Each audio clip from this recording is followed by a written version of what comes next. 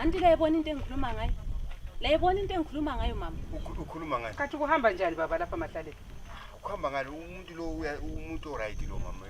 Uright, uvele limthethe ngaphi? Usumbona iright nami. Ngamncedisa. Umunye umuntu mama umbone endleleni ukuthi lo muntu uyancediseka. So wena usumncedisa ukuthi iright yankona yiphi oyibonile? Umuntu lo ngendlela alunge ngayo mama ngathi Ha, so ukusho ukuthi selungu ukudlula unkosikazi wakho. It's a gift from God. Umuntu nje. Iminyaka yonke lelihlezi lo mntana omnewethu ubungamboni ulungile. But angisholo lokho ngisholo ukulunga kwakhe lendlela nje asebenza ngayo. Sure mama. So usebenza ukudlula unkosikazi wakho. Le ingilozi from heaven. Sure ake indlela encezulini kulabantu abanje angcono mina ngingayishe.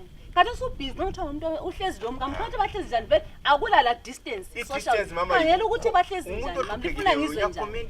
Kanti manje nxa ehluphekile ungamnamathela lihlali linamathela ningani ngumkhaza. Ngiyamnamathela umuntu kambe ngibuza impilo yakhe ukuthi wayenza njani. Hayi, Lami ngizwisise imphele ngabuya la. Ungabuya la kodwa phela wona ungumkakhe omnikazi. Ulomnikazi unkosikazi wakho ukhona. Lo umdobhe endleleni. Kodwa iGood Samaritan umuntu uyabuya la. Wona ukhuluma lo mkambi kuyini okhuluma lo baba? Kade ngimtshela ukuthi nje ngihlupheka. Wayehlupheka. Ufuna kuzwela akukhalele akuthatha akufake lapho ungahlupheki ikho okufunayo. La kade ngancedisa ubaba. Ekuncedisa ngani? Advice. Umuntu uyamela lapha ngamazwi. Ngicela usukume khona. Mama. Mina yima kumele ngiqale